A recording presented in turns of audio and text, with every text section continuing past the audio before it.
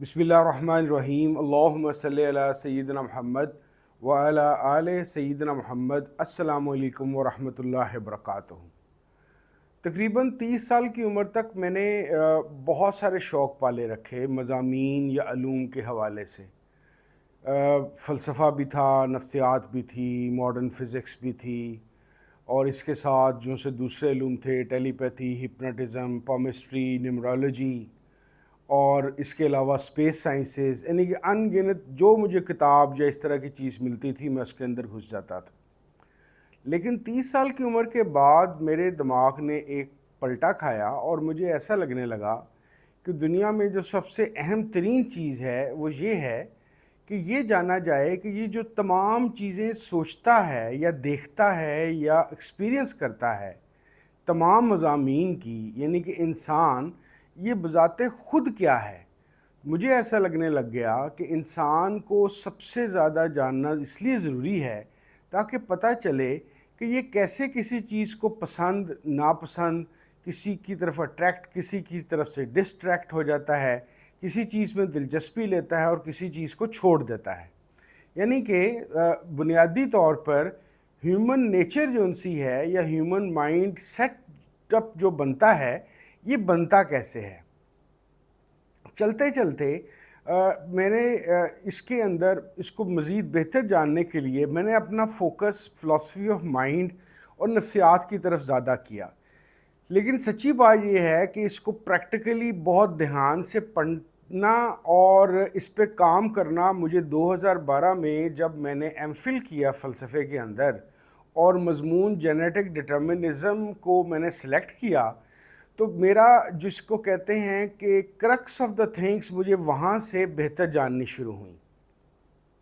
वो हुआ कुछ इस तरीके से कि जेनेटिक डिटर्मिनिज़म का मतलब ही मैंने इस तरीके से लिया था कि ऐसी कौन सी क़ुव्वतें, ताकतें, सपोर्ट सिस्टम या नेगेटिविटीज़ या पॉजिटिविटीज़ हैं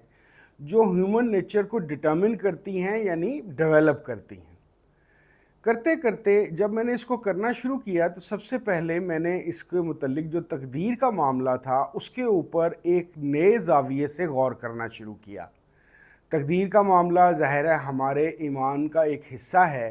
अल्लाह करीम ने फरमाया है कि तकदीर जो सी है उस पर ईमान लाजमी है और तकदीर अटल है। बुज़ुर्गान दीन फरमाते हैं कि हर अच्छी चीज़ और बुरी चीज़ जो सी है तकदीर में लिखी जा चुकी है। गो के इस जुमले की वजह से बहुत सारी कन्फ्यूजन्स भी फैलती हैं और ख़ास तौर पे फ़लसफ़ियाना बहस के अंदर ये बहस शुरू की जाती है कि अगर हर चीज़ लिखी हुई है दैट मीन्स कि हर चीज़ मजबूर महज़ है, तो फिर सज़ा और जज़ा का क्या मतलब। लेकिन आज का मौजू मेरा सज़ा और जज़ा और तकदीर का नहीं, बल्कि सादा अल्फाज के अंदर मैं आप लोगों के साथ ये शेयर करना चाहता हूँ कि कैसे मैं इस अप्रोच पे पहुंचा कि इंसानी नेचर या ह्यूमन नेचर डेवलप कैसे होती है। सबसे पहली चीज़, क्योंकि मेरा मज़मून जो सा था वो जेनेटिक्स के हवाले से था, जिस पे मैं एमए फ़िलासफ़ी 1993-94 के अंदर जेनेटिक इंजीनियरिंग के हवाले से काम कर चुका था और बीच में मैं बायोलॉजी को भी बहुत शौक़ से पढ़ता रहा, तो मुझे ये बात क्लियर थी कि जेनेटिक्स जो सी है वो बेसिकली एक इनहेरिटेंस का वो एक टूल है या एक ब्रिज है जिसकी वजह से एक जनरेशन से दूसरी जनरेशन तक हमारे पास खसूसियात या खामियां ट्रांसफ़र हो जाती हैं। इसी के दरमियान मैं एक और टर्म से रिचर्ड डॉकिंस की वजह से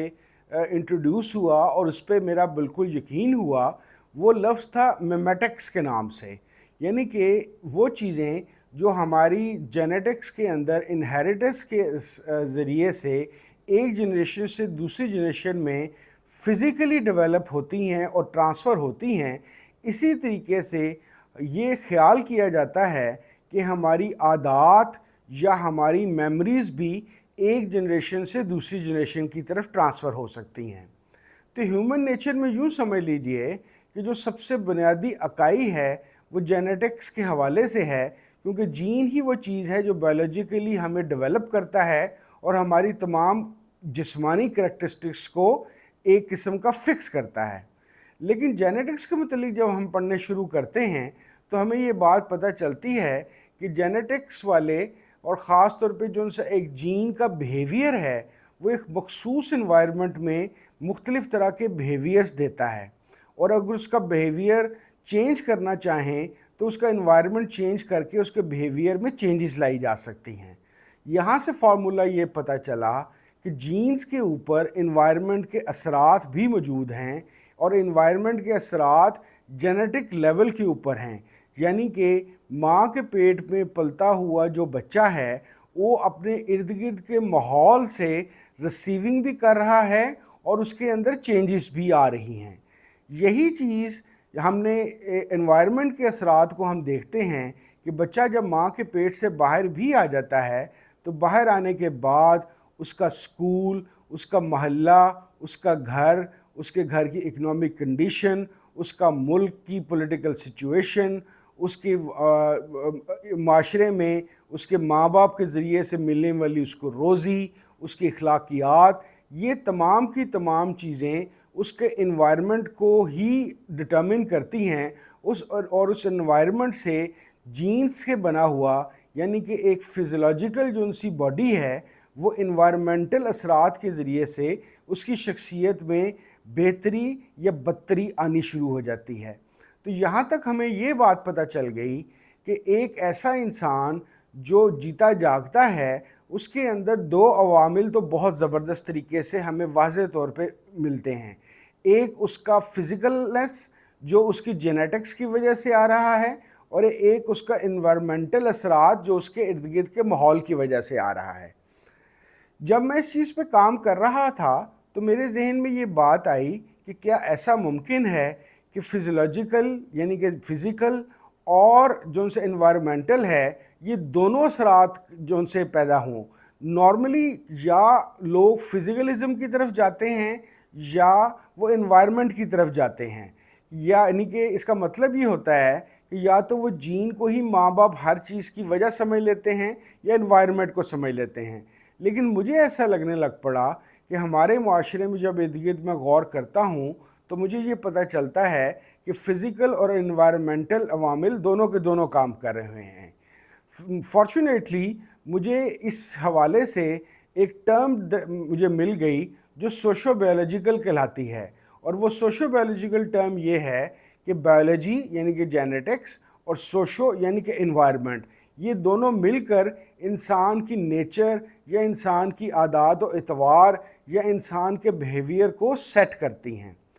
کیونکہ اس عرصے تک میں آہستہ آہستہ تصوف یا صوفیزم سے باقاعدہ طور پہ انٹروڈیوس ہو چکا ہوا تھا، تو میرے یہ ذہن میں آیا کہ کوئی نہ کوئی ایسی چیز بھی تیسرا فیکٹر موجود ہو سکتا ہے جو انوائرمنٹ کے اندر بھی موجود نہ ہو اور بایولوجیکلی جینیٹکلی بھی اویلیبل نہ ہو، بلکہ انٹیوشن کی مدد سے یعنی کہ ایک نان ایکسپیرینس کی وجہ سے کوئی الوہی طاقتیں یا کوئی اور طاقتیں جن کو متعلق ہم نہیں بھی جانتے وہ انسان کی نیچر کے اوپر اثر انداز ہو رہی ہیں اور اس کو ڈٹرمن کر رہی ہیں۔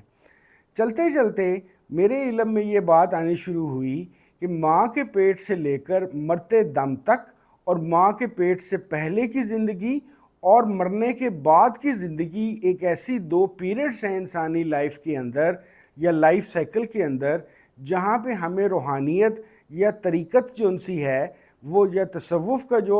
اسباق ہیں وہاں سے بہت سارے سبق ملتے ہیں۔ وہ کیسے؟ وہ ایسے کہ بہت ساری ایسی چیزیں ہم جانتے ہیں یا ہمیں معلوم ہو جاتی ہیں جن کا بظاہر ہمارے آباء و اجداد کی میموری سے بھی تعلق نہیں ہوتا، اور وہ چیزیں ہم نے انوائرمنٹ سے بھی نہیں سیکھی ہوتی، لیکن وہ جسے کہتے ہیں کہ بجلی کے کوندے کی طرح، ایک بجلی کی سپارک کی طرح ہمارے دماغ میں آتی ہے اور ہمارا رخ چینج ہو جاتا ہے۔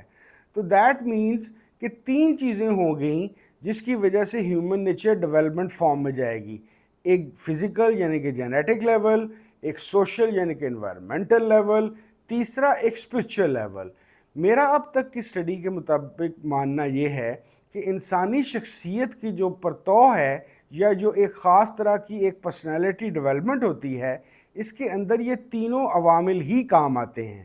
اب سوچنے والی بات یہ ہے کہ کیا جو سا اسپرچویلٹی ہے یا جو روحانیت ہے کیا اتنی طاقتور ہے کہ وہ جینیٹکس اور انوائرمنٹ کو سپرسیڈ کر جائے، یعنی کہ ان پہ حاوی ہو جائے؟ تو بعض دفعہ اس کا جواب ہاں میں ملتا ہے۔ وہ کیسے؟ وہ ایسے کہ ہم بعض دفعہ کسی ایسے راستے پہ چل پڑتے ہیں یا کسی ایسی انوائرمنٹ کے اندر اپنے آپ کو ٹیکل کرنے کی صلاحیت اپنے اندر پاتے ہیں جس کا ہمارے پاس کوئی پرائر ایکسپیرینس نہیں ہوتا۔ ایکسپیرینس نہ ہونے کے باوجود ہم نہ صرف کہ اس سچویشن کے اندر نئے خیالات کو جنم دے دیتے ہیں، بلکہ اس سچویشن کے اندر سے بآسانی نکل جاتے ہیں۔ نارملی عام طور پر عام زبان کے اندر یا عام لٹریچر کے اندر اس چیز کو غیبی مدد یا غیبی اشارہ بھی کہا جاتا ہے۔ عام طور پہ سائنس کی بات کرتے ہوئے یا فلسفے کی بات کرتے ہوئے ایسا لگتا ہے کہ یہ جو غیبی اشارہ ہے یا غیبی مدد کا ایک کنسیپٹ ہے، یہ ایک سوڈو کنسیپٹ ہے، اس کی کوئی حیثیت نہیں۔ لیکن آپ اپنی زندگیوں میں اگر غور کریں تو آپ کی زندگیوں میں بے شمار ایسے واقعات جنم دیتے ہیں کہ جن کا نہ تو آپ کی فیملی کی ہسٹری سے کوئی تعلق ہوتا ہے اور نہ ہی آپ کی انوائرمنٹ سے کوئی تعلق ہوتا ہے، لیکن اس کے باوجود آپ اس سچویشن کو ریڈ بھی کرتے ہیں، ٹیکل بھی کرتے ہیں اور اس کے مطابق بھی چلتے ہیں۔ اسی بات سے ایک اور چیز کو ہمیں دیکھنا پڑے گا کہ نارملی ہم کسی بھی انسان کو ایک دم سے اچھا یا برا یا نکارہ کہہ دیتے ہیں۔ ہمیں یہ دیکھنا پڑے گا اور ہمیں اس پہ کام کرنا پڑے گا بینگ ہیومن اسپیشیز کہ اسپیشی کے طور پر کہ ہم یہ دیکھیں کہ اگر ہم کسی انسان میں تبدیلی لانا چاہتے ہیں یا بہتری کی طرف اس کو لے کے جانا چاہتے ہیں تو ہمیں اس کے تینوں اسپیکٹس پہ کام کرنا پڑے گا، اس کے فزیکل اسپیکٹ کے اوپر، اس کے انوائرمنٹل اسپیکٹ کے اوپر اور اس کے اسپرچول افیکٹ کے اوپر۔ کہا یہ جاتا ہے کہ بعض لوگ تصوف میں ایسے مقام پہ پہنچ جاتے ہیں کہ یہ وہ مقام ہوتا ہے کہ جہاں پہ قرآن شریف کی آیت کے مطابق ان کے پاس اللہ کی طرف سے اختیار آ جاتا ہے اور اللہ تعالیٰ کی خدائی ان کے اندر جلوہ گر ہو جاتی ہے۔ یہ وہ مقام ہے جہاں پہ وہ کسی بھی انسان کو جینیٹک لیول پہ اور انوائرمنٹل لیول کے اوپر چینج کر سکتے ہیں اور اس کے اندر ایسی تبدیلیاں لا سکتے ہیں جو اس سے پہلے اس کے جینیٹک میک اپ کے اندر یا انوائرمنٹل اس کا جو سیٹ اپ ہے اس کے اندر موجود ہی نہ ہوں۔ یہ ایک علیحدہ سی سائنس ہے کہ جس سائنس کے اندر آپ کو انٹیوشن، کشف، تصوف، روحانیت ایک نئے روپ میں نظر آتی ہے۔ نارملی بدقسمتی سے ہمارے پوری دنیا کے اندر روحانیت کا مطلب اپنی جملہ دنیاوی خواہشات کو پورا کرنا ہی ہوتا ہے۔ کوئی ہوتا ہے جو روحانیت کو یا اسپرچویلٹی کو الوہی طاقتوں سے آپس جڑنا یا علم حاصل کرنے کے لیے یا ایک مکمل علوم پہ دسترس حاصل کرنے کے لیے اس کو قابو پانے کی کوشش کرتا ہے۔ مجھے ایسا لگتا ہے کہ آنے والے وقتوں کے اندر اسپرچویلٹی کو ایک سپورٹ ملے گی آرٹیفیشل انٹیلیجنس کے حوالے سے، اور مجھے یہ خیال اس لیے آ رہا ہے کیونکہ خاص طور پہ اگر آپ اے آئی سے متعارف ہیں تو اس کے اندر ایک جو سے لنگوسٹک پروگرامز کے تحت اور نیورو سرکٹنگ کے تحت جس طریقے سے اے آئی کی مشین کو سکھایا جاتا ہے یا سمجھایا جاتا ہے، وہ قریب وہی نان وربل کمیونیکیشن یا نان وربل ٹریننگ ہے جو صوفیزم کے اندر ایک شیخ اپنے مرید کی کرتا ہے۔ تو میرے ذاتی خیال کے مطابق آنے والے دور کے اندر ایک ایسا دور آئے گا، یہ میں نہیں جانتا کہ 25 سال بعد آئے گا یا 100 سال بعد آئے گا، لیکن آئے گا ضرور کہ ہم ہیومن نیچر کو انوائرمنٹل، بایولوجیکل، اسپرچل کے ساتھ ساتھ جب اے آئی کی صورت میں ٹرانسلیٹ کر سکیں گے تو ہمیں انسانی طبیعت، اس کی شخصیت اور اس کی دماغی صلاحیتوں کا مزید بہتر سے بہتر طور پہ پتہ چلنا شروع ہو جائے گا۔ بہت شکریہ۔ السلام علیکم ورحمۃ اللہ وبرکاتہ۔